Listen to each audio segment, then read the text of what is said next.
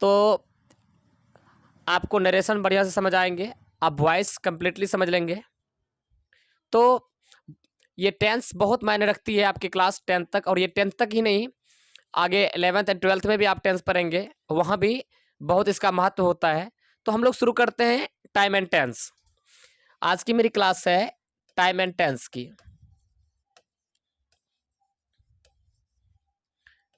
ये दोनों शब्द ऐसे हैं, दोनों में अंतर भी है और दोनों में संबंध भी है। टाइम का हिंदी समय होता है और टेंस की हिंदी काल होती है। और ये दोनों एक ऐसे शब्द हैं कि जिनका अर्थ अलग अलग होता है। मतलब दोनों शब्द क्या हैं, अलग अलग है, दोनों वर्ड में अंतर है। और यूं कहें तो दोनों वर्ड में रिलेशन भी है, संबंध भी है। अभी आपको आगे कुछ ही मिनटों में बताएंगे कि किस तरह इसमें अंतर है और संबंध भी है। टाइम की हिंदी समय बताओगे और टेंस की हिंदी काल बताओगे। दोनों अलग अलग शब्द हैं, ध्यान में रखेंगे कि टाइम और टेंस दोनों अलग अलग शब्द हैं, लेकिन ऐसा है कि दोनों शब्द एक दूसरे से स्वतंत्र है, लेकिन दोनों का अर्थ अलग अलग है। जब हम बात करेंगे टाइम एंड टेंस की, तो सबसे पहले कंपेयर करते दोनों की, तो समझ आएगी कि कैसे अंतर है और किस तरह संबंध है। तो पहली बात, टाइम, ये टाइम जो है यह नॉन ग्रामेटिकल वर्ड है, नॉन ग्रामेटिकल टर्म्स है। ये नॉन ग्रामेटिकल टर्म होता है, जबकि ये आपका ग्रामेटिकल टर्म होता है।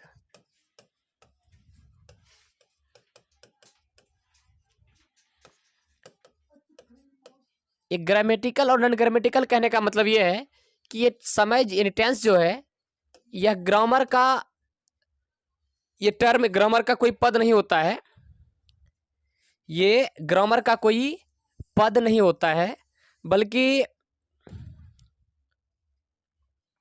चलिए, ये टाइम जो है ग्रामर का कोई शब्द नहीं है, एक डिक्शनरी का एक सामान्य शब्द होता है। ये डिक्शनरी के एक सामान्य शब्द होते हैं।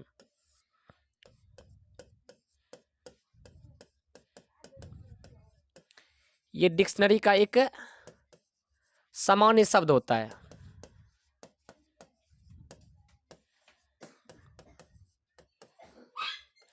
जबकि टेंस की बात करें तो ये ग्रामेटिकल टर्म्स है, और यह जो है यह वर्ब फॉर्म होता है, यह वर्ब फॉर्म होता है। ये डिक्शनरी का एक सामान्य शब्द नहीं होता, बल्कि ये वर्ब फॉर्म होता है। और ये यूनिवर्सल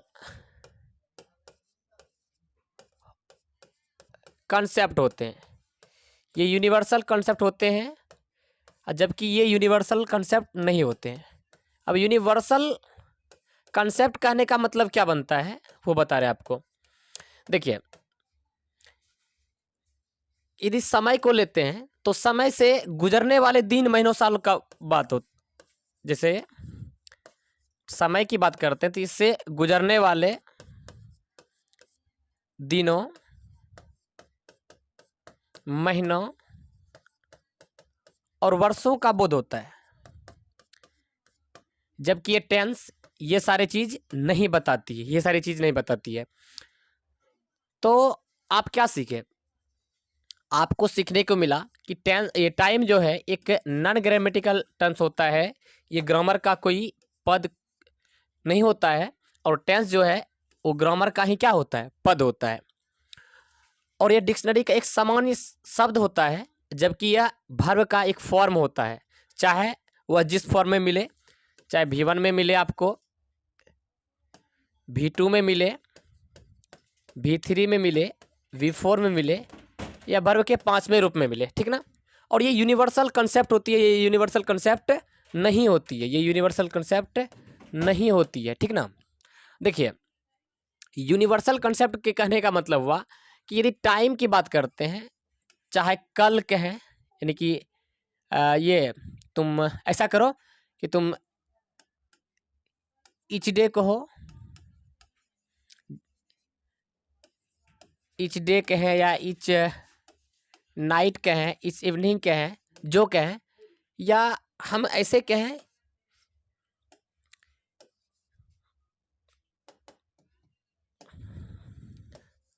हम एस्टरडे कहें,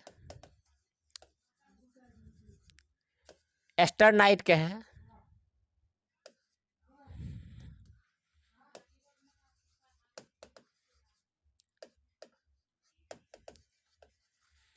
नेक्स्ट डे कहें या नेक्स्ट ईयर, कुछ भी कहें, तो ये कभी चेंज होने वाले नहीं है। इसीलिए इसे कहेंगे कि यह क्या है, यूनिवर्सल कंसेप्ट होती है। जबकि टेंस में ऐसा कुछ नहीं होता, ये यूनिवर्सल कंसेप्ट नहीं होता है। अभी आप कंसेप्ट को ये कंप्लीट समझ नहीं पाए होंगे, हम कुछ उदाहरण लेते तो आपको समझ आएगी। जैसे एक वाक्य है कि राधा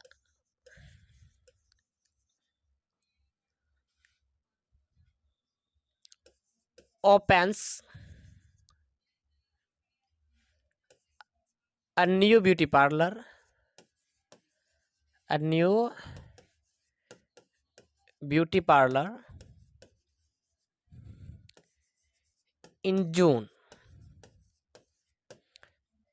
तो इसका मतलब हुआ कि राधा नाम की लड़की है जो क्या कर रही है, खोल रही है क्या, अपना नया ब्यूटी पार्लर खोल रही है। कब, जून के महीने में।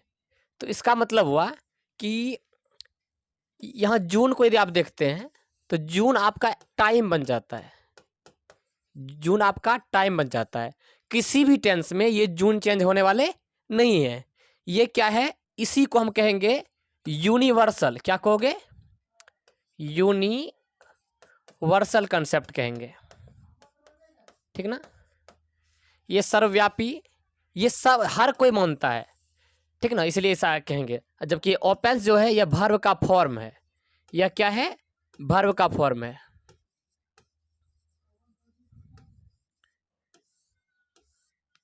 चलिए, तो आप लोग क्या क्या सीखे कि टाइम और टेंस दोनों क्या है, अलग अलग हैं।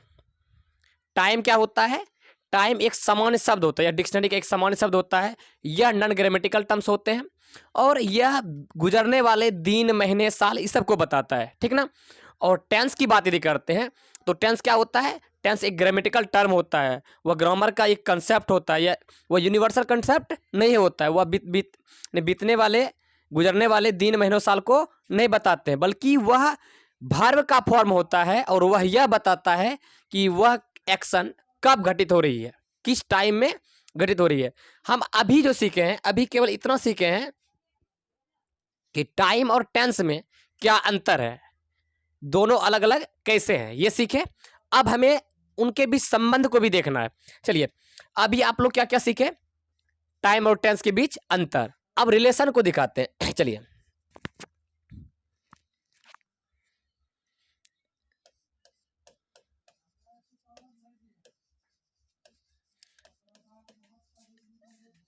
चलिए जैसे कहेंगे कि Ram is buying a car in next month, ऐसा कुछ है, ठीक ना। अब देखते हैं क्या अंतर है और क्या संबंध है। यह वर्ब का एक ऐसा रूप है जो प्रेजेंट टाइम में, यह वर्ब का एक ऐसा रूप है जो प्रेजेंट टाइम में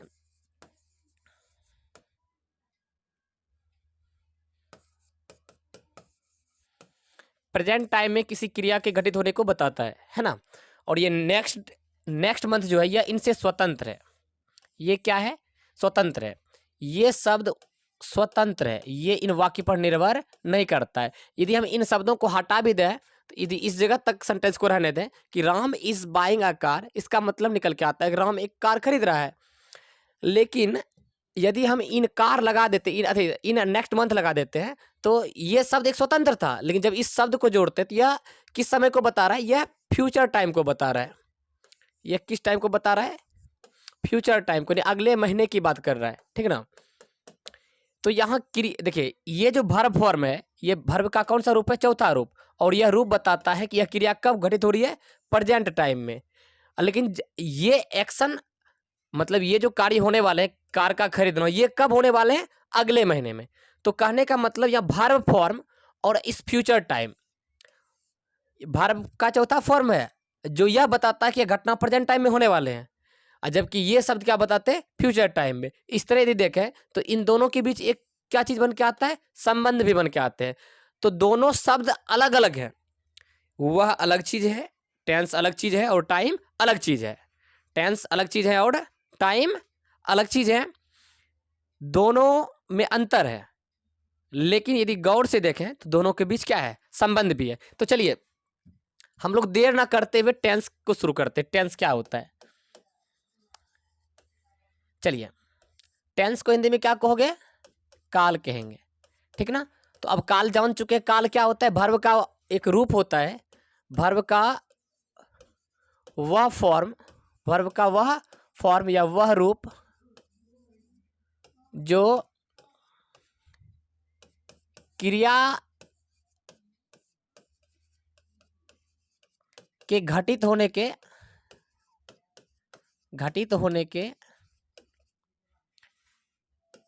समय को बताता है, यानी क्रिया कब घटित हो रही है इन चीजों को बताता है, वो आपका क्या है, टेंस है।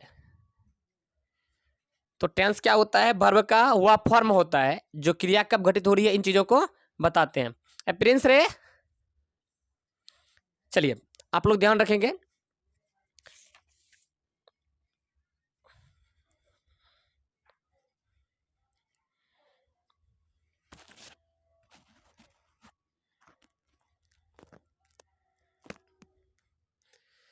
चलिए कुछ एग्जाम्पल हम लोग करते हैं। जैसे कहें कि राधा डांसेज, अभी ये नहीं कहोगे कि ये डांसेज कहां से आई, ठीक ना, अभी आप न्यू हैं, यदि न्यू है तो। फिर एक सेंटेंस है कि राधा डांस्ड, ऐसा कुछ है। तो इन दोनों सेंटेंस को यदि आप गौर से देखें तो ये डांसेज जो है यह वर्ब का पांचवा रूप हो जाता है, यह वर्ब का पांचवा रूप हो जाता है, और ये डांस ये वर्ब का दूसरा रूप हो जाता है। और ये पांचवा रूप क्या बताता है, पांचवा रूप बताता है कि ये एक्शन कब हो रहे हैं, प्रेजेंट टाइम में, कब हो रहे हैं, प्रेजेंट टाइम में। और ये V2 कब बताता है, ये पास्ट टाइम को बताता है। किसको बताते हैं, तो पास्ट टाइम को बताते हैं। तो मतलब वर्ब के फॉर्म से ही, वर्ब के रूप से ही आप समय का पता लगाते हैं। तो जब वर्ब के रूप से समय का पता लगाते हैं तो इस वर्ब के फॉर्म, यही वर्ब का फॉर्म क्या कहलाने लगता है, मेरा टेंस कहलाने लगता है, ठीक ना।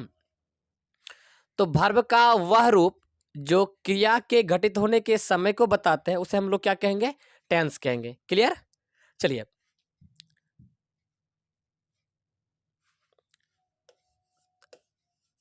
चलिए हम लोग पढ़ते हैं kinds of tense, kinds of tense को पढ़ते हैं। तो चलिए, तो पहला आपका होता है प्रेजेंट टेंस। पहला कौन सा टेंस होता है आपका, प्रेजेंट टेंस। और दूसरी आपकी होती है पास्ट टेंस, क्या कहोगे, पास्ट टेंस। और लास्ट होता है आप लोगों का फ्यूचर टेंस, ठीक ना। आप लोग प्रेजेंट टेंस को हिंदी में क्या बोलते हैं, वर्तमान काल कहते हैं।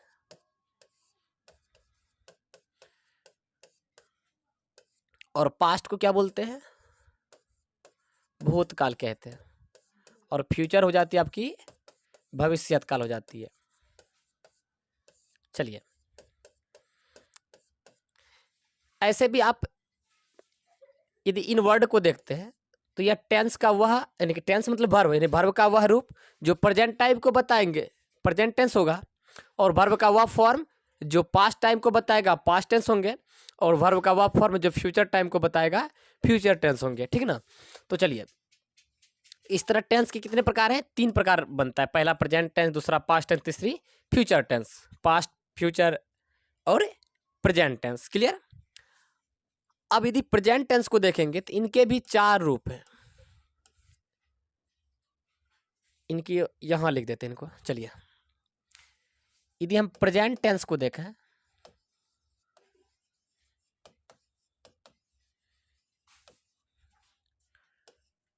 तो इनके भी 4 रूप निकल के आएंगे।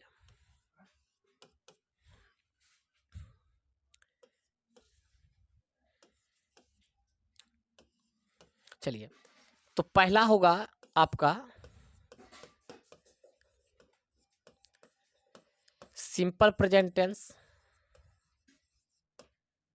सिंपल प्रेजेंट टेंस, या आप कहें इसको तो प्रेजेंट इंडेफिनिट टेंस।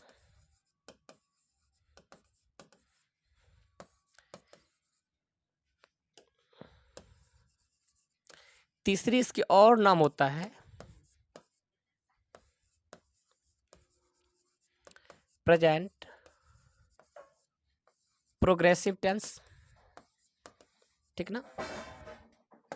चलिए, ये सारे एक ही हैं, बहुत सारे नाम होते हैं, अलग अलग तरह से उच्चारित किए जाते हैं, पुकारे जाते हैं, और जनरली प्रेजेंट इंडेफिनिट या सिंपल प्रेजेंट के नाम से जाने जाते हैं। ठीक ना? और हिंदी पूछोगे तो क्या बताएंगे?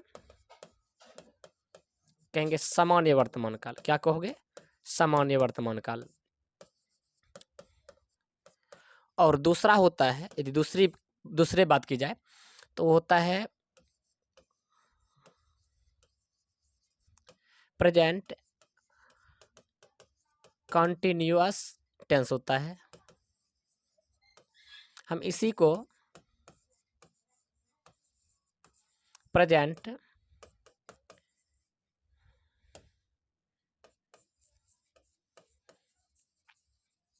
इम्परफेक्ट टेंस कहते हैं। इन्हीं को हम लोग प्रेजेंट इम्परफेक्ट टेंस कहते हैं।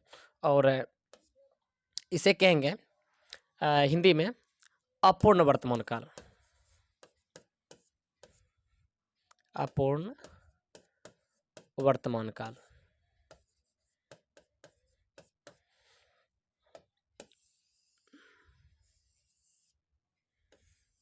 चलिए, और तीसरा जो आता है वो आपका है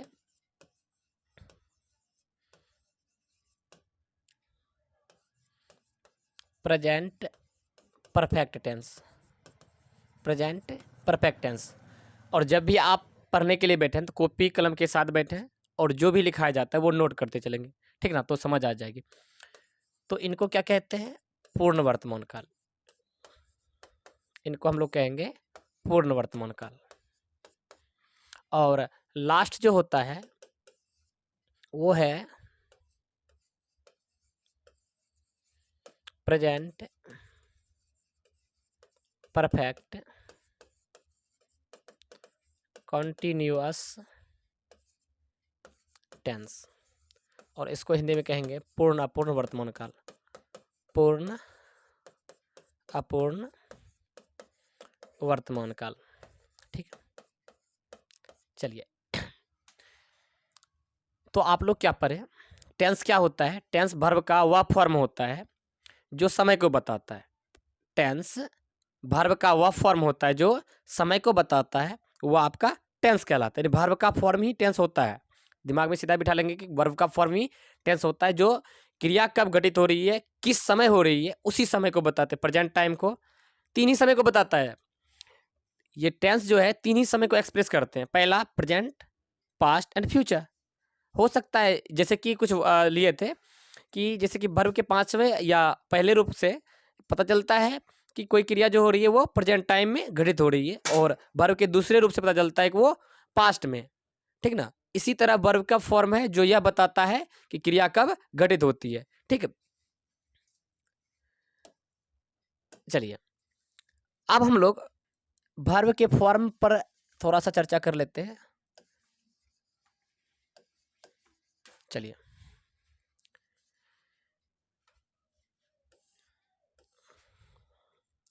हम लोग V1 को मेन वर्ब कहते हैं। मूल वर्ब, मूल क्रिया। क्या कहते हैं, मेन वर्ब। V1 को क्या कहते हैं, मेन वर्ब, या आप इसे कह सकते हैं base form of verb. Base form of verb, या वर्ब का बेस फॉर्म होता है। क्योंकि इसी V1 में, इसी V1 से हम V2 बनाते हैं, इसी V1 से V3 बनाते हैं, और इसी V1 से V4 बनाते हैं, और इसी V1 से V5 बनाते हैं। जिस तरह की मोबाइल में 10 अंक होते हैं, उसी 10 अंकों के 1 से लेकर 0 से लेकर 9 तक 10 अंक होते हैं, उसी 10 अंकों के सहारे हम लोग किसी भी मोबाइल नंबर को क्या कर लेते हैं, आसानी से डायल कर लेते हैं। जस्ट वैसा ही यहाँ कुछ होता है कि वर्ब का यदि पहला रूप में पता चल जाता है तो हम दूसरा, तीसरा, चौथा और पांचवा रूप ज्ञात कर लेते हैं। इससे बनाने के कुछ नियम होते हैं, ठीक ना। तो ये पांचवा और पहला बता दे रहे, थोड़ी सी चर्चा। ये वर्ब के पहले और पांचवें रूप ये प्रेजेंट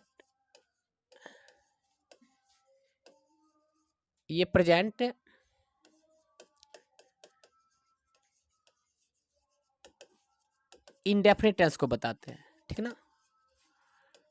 ऐसे भी पांचवें और पहले फॉर्म की ही चर्चा करेंगे, क्योंकि मैं प्रेजेंट इंडेफिनिट टेंस ही पढ़नी है अभी, तो इसलिए इसकी चर्चा करेंगे। पांचवें और पहले फॉर्म, अब पहले से पांचवें बनाने के भी कुछ नियम है। यदि आप देखेंगे, जैसे कि ये गो है, तो लास्ट वाला लेटर जो होता है वो ओ होता है, और यह मेरा वर्ब का पहला रूप हो जाता है। और इसे जब पांचवें रूप में आप बदलना चाहेंगे तो लास्ट वाले इस लेटर को देखकर, यदि ओ को देखकर आप यदि ईएस लगा देते हैं तो क्या बन जाता है, गोज बनाता है, और ये गोज वर्ब का पांचवा रूप बन जाता है, ठीक ना। इसी तरह यदि हम ईट को देखें तो लास्ट वाला लेटर क्या है, टी है, और इसमें यदि एस लगा देते हैं तो मेरा यह ईट्स हो जाता है, यह वर्ब का पांचवा रूप हो जाता है। तो कहने का मतलब ये है कि यदि देखेंगे कि लास्ट में ओ मिलता है तो हम क्या लगाएंगे, ईएस लगाएंगे। और यदि ये टी है, टी कहने का मतलब यदि ओ छोड़कर अन्य कोई कॉन्सोनेंट मिलते हैं, कॉन्सोनेंट छोड़िए, कोई भी लेटर मिलती है तो उसमें हम क्या करते हैं, जनरली एस लगाते हैं। कोई भी लेटर मिलता है, यदि अदर लेटर कोई मिलते हैं, है ना, ओ छोड़कर कोई अदर लेटर मिलता है तो हम क्या करेंगे, उसमें एस जोड़ेंगे, और इस तरह मेरा जो है वर्ब का पांचवा रूप बनाएगा, ठीक ना। चलिए, हमें ऐसे स्पेशल यूज पढ़नी है प्रेजेंट इंडेफिनिट टेंस के। देखिए, अभी तक हम लोग जो सीखे हैं, या क्लास 7th 8th या 9th में जो पढ़े, वो ट्रांसलेशन पढ़े हैं, और हमें यहाँ ट्रांसलेशन नहीं, ग्रामर बनाने के उद्देश्य से, ऑब्जेक्टिव डील करने के उद्देश्य से वो पढ़नी है, ठीक। और एक्स्ट्रा क्लास आपकी होगी, ट्रांसलेशन की भी होगी, अनुवाद भी कराई जाएगी मेरे ही इस चैनल पे, बीसीसी ऑनलाइन क्लासेस पे, और मेरे द्वारा ही कराई जाएगी। चलिए, हम लोग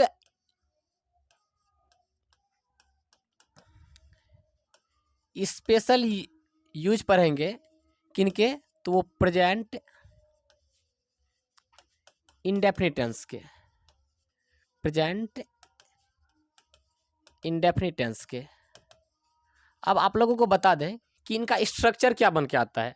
चलिए, इनके स्ट्रक्चर की बात की जाए, ये अफर्मेटिव स्ट्रक्चर आपकी होगी।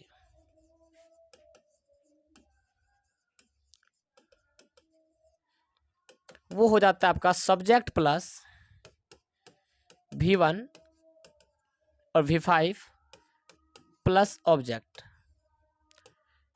आपको कभी कभी ऐसे होंगे कि दो दो वर्ब भी मिलेंगे, अभी तुरंत चर्चा कर देंगे उनकी, ठीक ना। चलिए, तो ये सब्जेक्ट आपका दो तरह का होता है, एक होता है सिंगुलर, एक होते हैं प्लूरल। और वैसे ही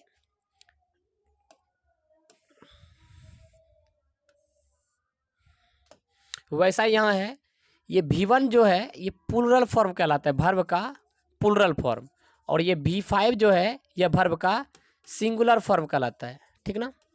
और ये रही आपकी ऑब्जेक्ट। चलिए, आपको ये स्ट्रक्चर, ये वाला स्ट्रक्चर आप लोगों को क्या करना है, हमेशा याद रखनी है कि प्रेजेंट इंडेफिनिट टेंस का जो स्ट्रक्चर, अफर्मेटिव स्ट्रक्चर क्या होता है, subject plus V1 oblique V5 plus object, ये बार बार आप लोगों को क्या रखनी है, याद रखनी है, ठीक है ना। चलिए, अब हम बात करते हैं कुछ सिंटैक्स के थोड़ी सी रूलों की। सिंटैक्स का नियम कहता है कि सिंगुलर सब्जेक्ट के साथ सिंगुलर वर्ब का प्रयोग किया जाता है और प्लूरल सब्जेक्ट के साथ प्लूरल वर्ब। तो चलिए सिंगुलर सब्जेक्ट में कौन कौन आता है हम देखते हैं। चलिए यदि सिंगुलर को देखें, सिंगुलर सीधा बताता है एक वचन को, सिंगुलर सीधा बताता है एक वचन को, ठीक ना। और ये हम बात कर रहे हैं सिंगुलर सब्जेक्ट की, वैसे सब्जेक्ट जिसमें केवल एक ही व्यक्ति शामिल हो, एक ही कोई चीज हो, एक ही कोई वस्तु हो, ठीक ना, उसमें प्लूरल की बातें नहीं की जाएगी। तो और दूसरी तरफ हो जाएगी आपकी प्लूरल भी, दूसरी तरफ प्लूरल को भी लेते हैं। अब सोच ही रहे प्लूरल क्या बताएगा, बहुवचन को। तो यदि हम यहाँ काउ लिखेंगे तो यहाँ आपका क्या हो जाएगा, कॉज हो जाएंगे, हाँ या ना, बोलिए। यहाँ यदि हम बॉय लिखते हैं तो यहाँ मेरा क्या हो जाएगा, बॉयज हो जाएंगे, है कि नहीं। यहाँ यदि हम ऑक्स लिखते हैं तो यहाँ मेरा क्या हो जाएगा, ऑक्सन हो जाएगा, है ना। यहाँ हम मैन लिखते हैं तो यहाँ पे मैन हो जाएंगे, थोड़ी स्पेलिंग ये चेंज हो जाएगी, इस तरह। ये आपका प्लूरल है। लेकिन ज़्यादातर सब्जेक्ट के रूप में हम लोग जो यूज करते हैं वो ये करते हैं कि ही, सी, इट, या किसी व्यक्ति के नाम होते हैं, है ना। और ये नाम कैसा होता है, सिंगल, एक अकेला नाम, है ना। और ऐसी होती है जैसे कि राम और राधा लिख दिए, या राम और श्याम लिख दिया, राम और श्याम। तो यहाँ आपको क्या होंगे, दो नाम भले दिख रहे हैं लेकिन ये और क्या बता रहा है कि दोनों में से कोई एक है, दोनों में से कोई एक है, ठीक ना। तो ये आपके सिंगुलर में गिने जाएंगे। और आई, वी, यू, दे, या ऐसे होंगे कि दो सब्जेक्ट होंगे और एंड से जुड़ी हुई होगी, ठीक ना। इधर भी कोई ना कोई नाउन होगा,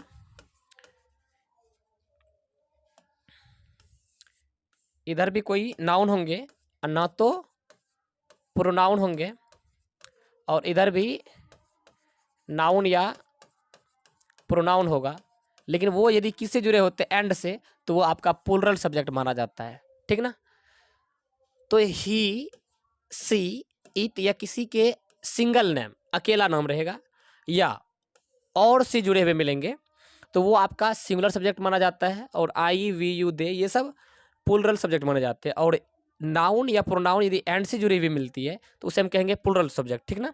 चलिए अब आप लोगों को बता दें कि जो सिंगुलर सब्जेक्ट होता है, जो सिंगुलर सब्जेक्ट होते हैं वो सिंगुलर वर्ब लेता है। अरे सिंगुलर वर्ब का कहने का मतलब V5 आपका सिंगुलर वर्ब कहलाता है। सिंगुलर आपका वर्ब का पांचवा रूप सिंगुलर वर्ब कहलाता है। इसका सीधा मतलब निकल के आता है कि यदि हम ही, सी, इट, या किसी व्यक्ति के एक सिंगल नेम को लेते हैं, ठीक ना, या किसी दो व्यक्तियों के नाम, कोई दो नाउन, एन फॉर नाउन और पी फॉर प्रोनाउन समझोगे, ठीक ना। और ये किससे जुड़े हुए मिलेंगे, और से। और इधर भी आपका एन फॉर नाउन या पी फॉर प्रोनाउन रहते हैं। तो इन सारे चीज़ों में, इन सारे सब्जेक्ट में आप यदि व्यवहार करते हैं तो वो प्रयोग किए जाएंगे वर्ब के पांचवें रूप। यानी कि ये ऐसे होंगे जिसमें कि V1 के फॉर्म में, V1 में या तो एस जुड़ी हुई मिलेगी या तो ES जुड़े हुए मिलेंगे, ठीक ना। ये चीज़ याद रखनी है। और अब हम बातें करेंगे यदि प्लूरल वर्ब और प्लूरल सब्जेक्ट की बात करते हैं तो प्लूरल सब्जेक्ट प्लूरल वर्ब को लेगा। प्लूरल सब्जेक्ट तो प्लूरल सब्जेक्ट जो होता है वो V1 को यानी कि प्लूरल वर्ब को लेते हैं। सिंटैक्स का नियम ही है, सिंगुलर सब्जेक्ट के साथ सिंगुलर वर्ब और प्लूरल सब्जेक्ट के साथ प्लूरल वर्ब लगते हैं। तो V1 जैसे कि गो हो गया, आपका ईट हो गया, वांट हो गए, ये सारे आपके V1 हो जाते हैं, ठीक ना। चलिए तो हम लोग सीख चुके हैं कि सिंगुलर सब्जेक्ट के साथ सिंगुलर वर्ब और प्लूरल सब्जेक्ट के साथ प्लूरल वर्ब का प्रयोग करते हैं। एक उदाहरण लेते हैं हम लोग। उदाहरण करते हैं, ठीक, तो समझ आ जाएगी। ध्यान देंगे। पहला उदाहरण लेते हैं कि राधा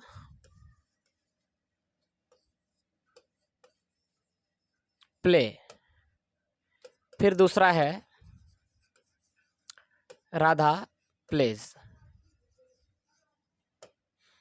चलिए, आपको बताना है कि कौन इनमें से कौन सही है और कौन गलत है। चलिए, ये राधा जो है ये एक सिंगुलर सब्जेक्ट है। राधा एक सिंगुलर सब्जेक्ट है और अभी तुरंत हम ही पढ़ा है कि यदि वह सिंगुलर सब्जेक्ट है तो वह सिंगुलर वर्ब को लेता है। सिंगुलर सब्जेक्ट सिंगुलर वर्ब को लेता है। सिंगुलर वर्ब को, सिंगुलर वर्ब मतलब V5 को लेता है। अब V5 में क्या क्या लगता है, तो V5 के लिए हम क्या करते हैं, V1 में जोड़ते हैं S या ES को। तो मतलब S या ES जुड़ी हुई जो मिलेगी वह मेरा V5 होगा। V5 मतलब सिंगुलर वर्ब होंगे और सिंगुलर सब्जेक्ट के साथ V5 लगाएंगे। और देख रहे राधा ये क्या है, सिंगुलर सब्जेक्ट है, इनके साथ S लगी हुई है, तो ये इनका सही हो जाएगा और ये गलत हो जाएंगे। चलिए, दूसरी बात, जैसे कि दे देंगे कि सीता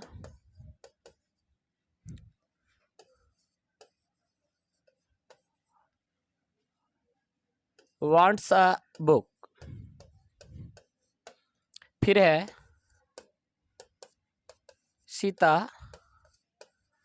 want a book, फिर वही बातें होंगे कि आप देख रहे हैं कि सीता एक सिंगुलर सब्जेक्ट बन जाता है और सिंगुलर सब्जेक्ट के साथ सिंगुलर वर्ब मतलब V5, और V5 आपका यहाँ रहा, तो ये आपका ये सही हो जाएगा और ये गलत हो जाएंगे। जब इसी तरह के सेंटेंस को हम दोहराते हैं कि जैसे कि ये रहा, ये तीसरा नंबर बनता है आपका, यू प्ले फुटबॉल, ठीक ना, फिर रहा यू प्लेस फुटबॉल,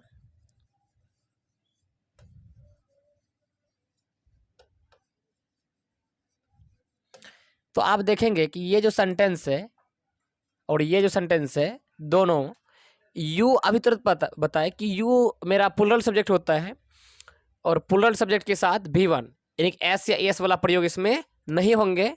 इसमें केवल V1 का प्रयोग होगा। V1 में S या ES का प्रयोग नहीं होता, इसमें S या ES नहीं लगाए जाते हैं।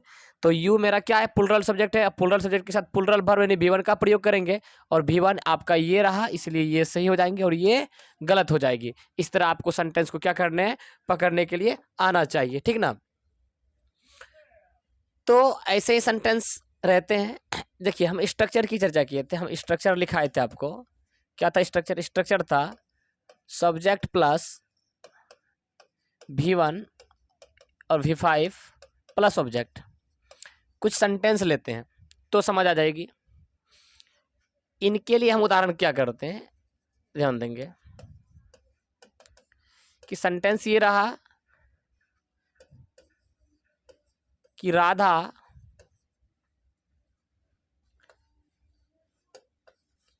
लाइक टू प्ले, और दूसरी रही राधा लाइक्स टू प्ले। आप दोनों सेंटेंस में क्या देख पा रहे होंगे कि दो दो वर्ब है। क्या देख रहे हैं, ये जो प्ले है ये V1 में है और ये भी प्ले जो है ये भी V1 में है, लेकिन ये लाइक आपका V1 में होता है और ये लाइक्स आपका V2 में होता है। अब यहाँ कन्फ्यूज होना जायज होता है कि सर यहाँ V1 लगाए जा रहे हैं, यहाँ V5 लगाए जा रहे हैं और यहाँ V1 है, कहाँ क्या लगेगा। तो आपको ये ध्यान देना है कि सब्जेक्ट जब भी अपने साथ लेते हैं प्रेजेंट इंडेफिनिट टेंस में, खास तौर के V1 या V5, और ये बाद वाली वर्ब जो भी है ये आपका मेन वर्ब नहीं बन रहा है।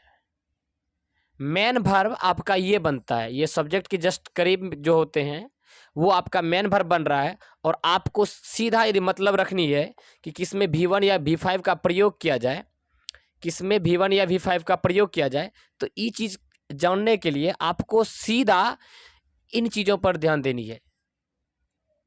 यदि आप इन दोनों को भूल जाते हैं, 1 मिनट के लिए इन दोनों को भूल जाइए, भूल गए तो क्या बचता है, राधा लाइक, राधा लाइक्स, कौन सी सही होगी? तो राधा एक सिंगुलर सब्जेक्ट है और सिंगुलर सब्जेक्ट के साथ वर्ब के 5वें रूप का प्रयोग करते हैं, और 5वें रूप वाला लाइक्स वाला क्या होगा, सही हो जाएगा। तो बाद में टू फले कोई दिक्कत की बात नहीं है, सेम होगी। तो इस तरह आपको क्या समझ आया कि यदि दो दो वर्ब मिलेंगे, और एक कॉमन चीज है कि यदि दो वर्ब मिलेंगे तो बीच में टू रहता है, ठीक ना, टू लगा होता है, तो आपको इन वर्ब से केवल मतलब रखनी है इसमें क्या प्रयोग की गई है, ठीक ना। तो लाइक्स वाला आपका क्या हो जाता है, सही हो जाता है, और यह लाइक वाला क्या हो जाता है, गलत हो जाता है। जस्ट ऐसा ही एक और उदाहरण कर लेते हैं। एक उदाहरण है कि want you want to go away, दूसरा है you wants to go away. अब तो आप सीधा समझ ही गए हैं, तो इसमें तो कोई कंफ्यूज नहीं रहनी चाहिए। आप लोग जवाब देंगे मेरे साथ, क्या होगा, वांट या वांट्स, क्या चलेंगे? तो पहले भी इन वर्ब से आपको मतलब तो रखनी नहीं है, ठीक है ना। तो सब्जेक्ट की जस्ट बात क्या है, यहाँ वांट्स है, यहाँ वांट है, और यू आपका प्लुरल सब्जेक्ट है। अब प्लुरल सब्जेक्ट के साथ वर्ब का पहला रूप लगता है, वर्ब के फर्स्ट फॉर्म का प्रयोग करते हैं, तो फर्स्ट फॉर्म यानी वांट वाला हो जाएगा, और ये आपका क्या हो जाएगा, सही हो जाएगा, और ये आपकी गलत हो जाएगी, ठीक ना। ये आपको समझ आ गई। चलिए, तो इस तरह हम सीख चुके हैं कि प्रेजेंट इंडेफिनिट टेंस में कहाँ V1 का प्रयोग होता है और कहाँ V5 का प्रयोग होता है। V1 का प्रयोग करोगे प्लुरल सब्जेक्ट में, और V5 का प्रयोग करोगे सिंगुलर सब्जेक्ट में, और V5 बनाने के लिए V1 के फॉर्म में ही S या ES जोड़े जाते हैं। अब आप लोगों को एक कॉमन चीज़ है आना चाहिए,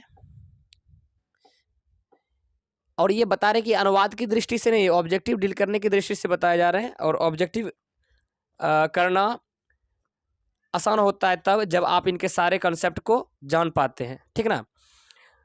तो अनुवाद की क्लास वीक के एक दिन ऐसी होगी, है ना, एक बार जरूर लाऊंगा अनुवाद की क्लास, और वे मेरे द्वारा ही लाए जाएंगे।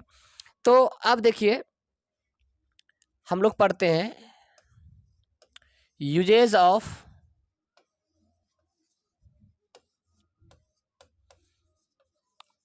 Present indefinite tense.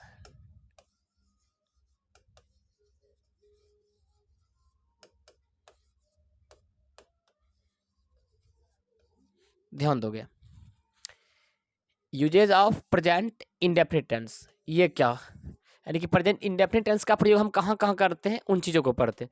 तो सबसे पहले express to habit, express to habit, habit को व्यक्त करने के लिए, ठीक ना, हैबिट को दिखाने के लिए हम लोग किसका प्रयोग करते हैं, वो प्रेजेंट इंडेफिनिट टेंस में। तो हम लोग अपनी आदत को दिखाते हैं, ये कहा जाए कि रिपीट होने वाली जो क्रिया है, जैसे कि किसी का शराब पीने का आदत होता है, तो वो क्रिया बार बार क्या होती है, दोहराती है। तो आदत को दिखाने के लिए हम किसका प्रयोग करते हैं, तो ये प्रेजेंट इंडेफिनिट टेंस में आदत को दिखाने के लिए प्रेजेंट इंडेफिनिट टेंस का व्यवहार किया जाता है। दूसरी बात कि यूनिवर्सल ट्रूथ को बताने के लिए एक्सप्रेस टू, इसमें भी रहेगी express to universal truth, universal truth को बताने के लिए सर्वव्यापी सत्य को, विश्वव्यापी सत्य को जो बदला ना जा सके, उन चीज़ों को बताने के लिए भी हम प्रेजेंट इंडेफिनिट टेंस का प्रयोग करते हैं। अपने इमोशन को दिखाने के लिए, अपने इमोशन को दिखाने के लिए, अपने फीलिंग को जताने के लिए, ये सारे कार्यों के लिए हम लोग किसका प्रयोग करते हैं, प्रेजेंट इंडेफिनिट टेंस का। हम क्या करते हैं, बारी बारी से प्रेजेंट इंडेफिनिट टेंस का प्रयोग पढ़ते हैं। तो सबसे पहले पढ़ते हैं express to universal truth, express to universal truth, ध्यान दोगे।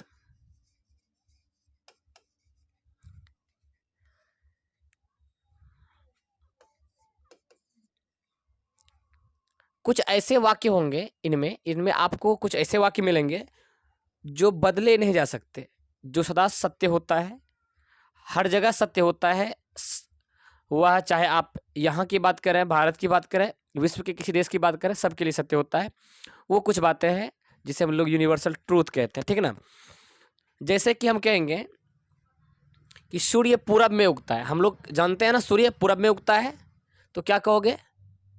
कहेंगे द सन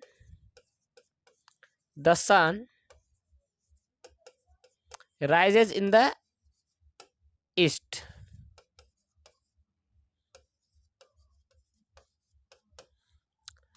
यही चीज फिर कहेंगे कि सूर्य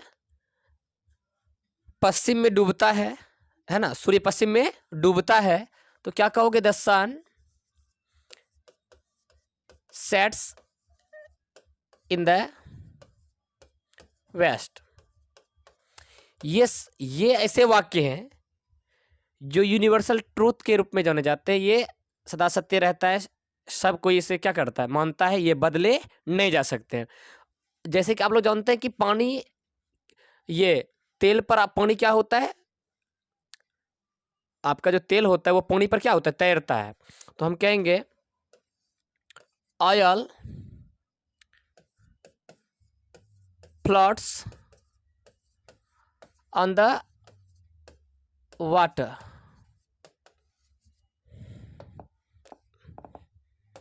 चलिए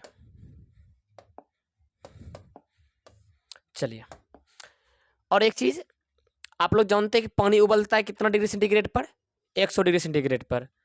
तो कहेंगे कि water boils on 100 centigrade.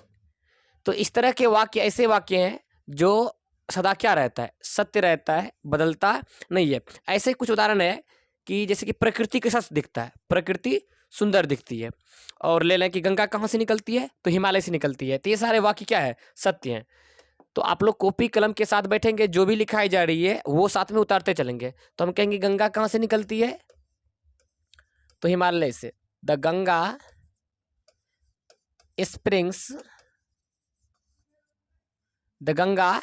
Springs from, कहाँ से? तो हिमालय से, द हिमालयाज।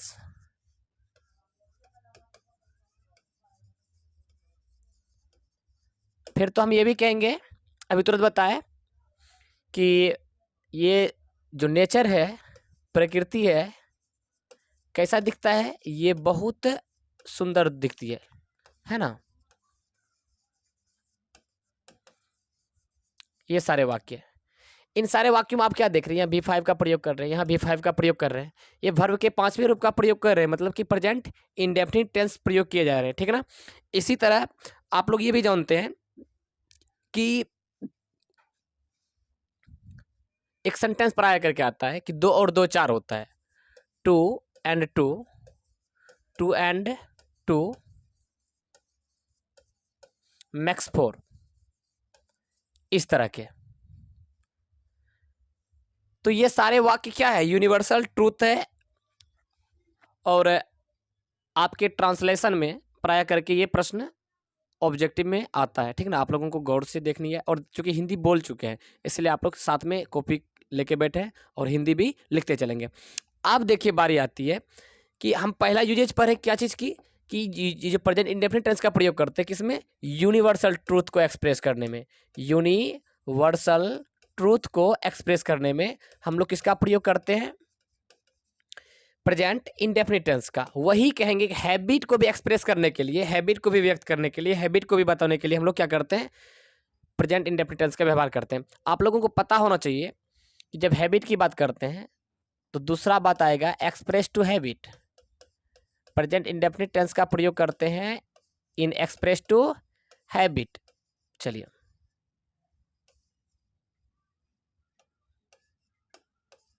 ये क्या होता है बता रहे हैं। इसमें प्रायः रिपीट होने वाली एक्शन होती है, इसमें रिपीटेड एक्शन होते हैं जो बार बार रिपीट होती है। और इन सब में आपको प्रायः करके क्या क्या मिलेंगे? आपको मिलेंगे ऑलवेज मिलेंगे, नेवर मिलेंगे, जनरली मिलेगी और उज्ज्वली मिलेगी,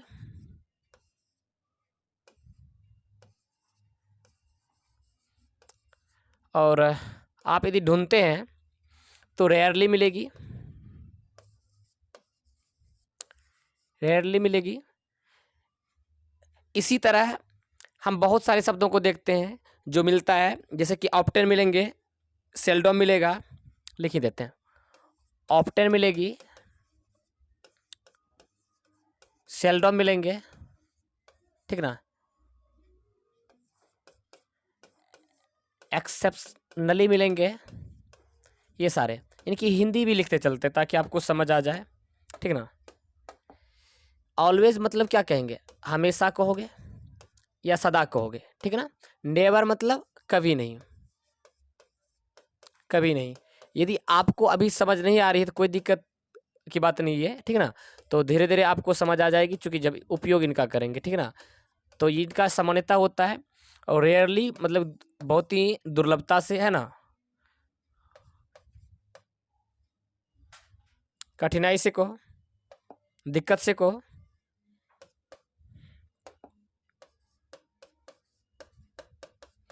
इस तरह। ऑप्टन मतलब क्या होता है, प्रायः या अक्सर होता है,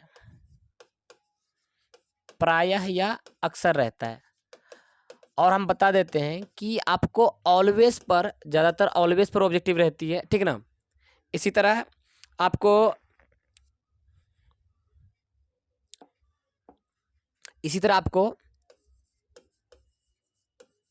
एवरीडे मिलेंगे, एवरी नाइट मिलेगी, एवरी मॉर्निंग मिलेंगे, एवरी इवनिंग मिलेगी, एवरी मंथ मिलेंगे, एवरी ईयर मिलेगी, एवरी वीक मिलेगी, है ना, एवरी फेस्टिवल मिलेंगे। इस तरह करके यदि आपको मिलता है तो आप जान जाइएगा कि वो आदत को बता रहा है, अपने हैबिट को एक्सप्रेस कर रहा है। और इन सब सेंटेंसों का हम यदि प्रयोग करते हैं, ऐसे सब शब्दों का यदि प्रयोग करते हैं सेंटेंसों में, तो वह प्रेजेंट इंडेफिनिट टेंस में करते हैं। जैसे कि एक सेंटेंस ही ले ली जाए, एग्जाम्पल के तौर पर हम एक सेंटेंस लेते हैं, ठीक ना। जैसे एक आदत है कि he always come to late, sorry, he always comes to late, he always comes to late, वह हमेशा कैसे आता है, देर से आता है, ठीक ना। तो ऐसे ही किसी का आदत होता है कोई समय पर आता है ना। तो राम ऑलवेज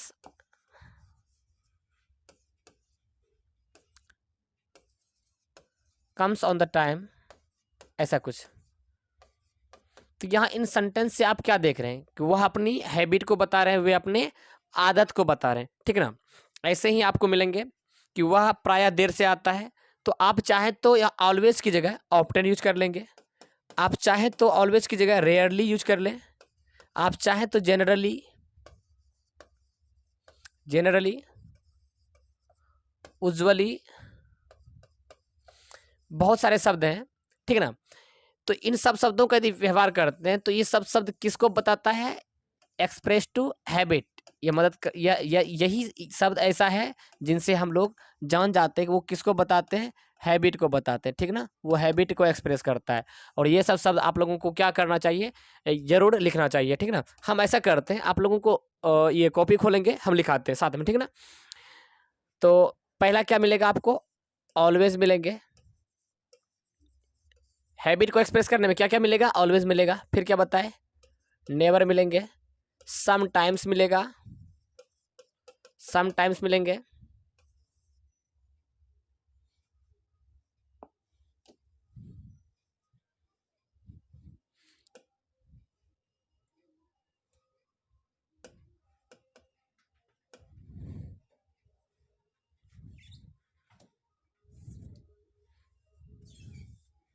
चलिए क्या मिलेंगे, समटाइम्स मिलेंगे, और बताया कि रेयरली मिलेगा, बताया कि सेल्डम मिलेंगे। आप केवल इन शब्दों को ध्यान में रखेंगे कि कौन कौन सा शब्द है, ठीक है ना। इसी तरह आपको भी और 2 शब्द लिखाते हैं, जैसे कि आपको क्या बताया कि उज्ज्वली भी मिलेंगे, क्या बताया कि जनरली भी मिलेगी, ठीक है ना। इसी तरह आपको एवरीडे, एवरी नाइट, है ना, ये सारे मिलेंगे। चलिए क्या क्या मिलेंगे, एवरीडे मिलेंगे, every night, every year, every month, every week, ये सारे, ठीक है ना। तो ये सारे शब्द मिलेंगे तो सीधा जान लेना कि वह हैबिट को एक्सप्रेस कर रहा है और वह प्रेजेंट इंडेफिनिट टेंस के में क्या किए जाएंगे, प्रयोग किए जाएंगे। आगे होता है कुछ निश्चित कार्य, कुछ निश्चित कार्यों को एक्सप्रेस करने के लिए जो पहले ही निश्चित रहती है, उन चीज़ों को एक्सप्रेस करने के लिए हम क्या करते हैं, जो कुछ निश्चित कार्य होता है ना, उन चीज को भी एक्सप्रेस करने में हम लोग क्या करते हैं, प्रेजेंट इंडेफिनिट टेंस का प्रयोग करते हैं। जैसे कि कहते हैं कि प्रधानमंत्री, द प्राइम मिनिस्टर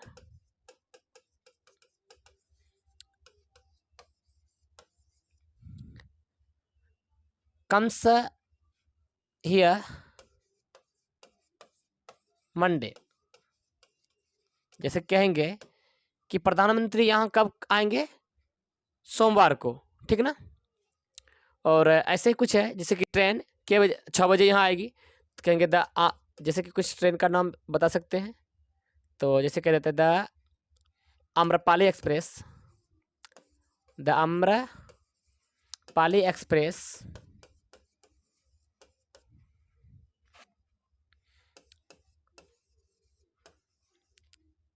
comes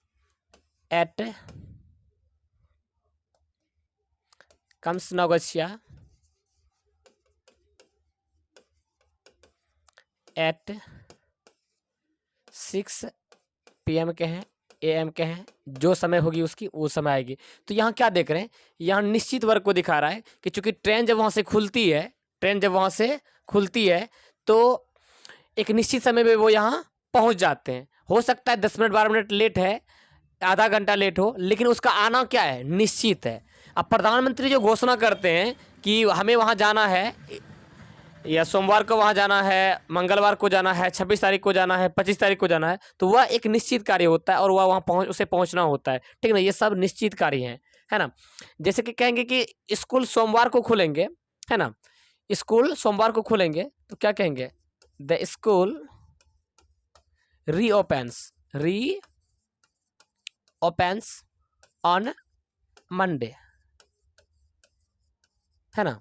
ऐसा सब कुछ ये सब वाक्य जो है ना, एक निश्चित कार्य को एक्सप्रेस करता है, और निश्चित कार्य को एक्सप्रेस करने के लिए हम लोग प्रेजेंट इंडेफिनिट टेंस का प्रयोग करते हैं, ठीक ना। चलिए आज की क्लास आप लोगों की यहीं तक रहेगी, शेष हम कल की क्लास में मिलेंगे।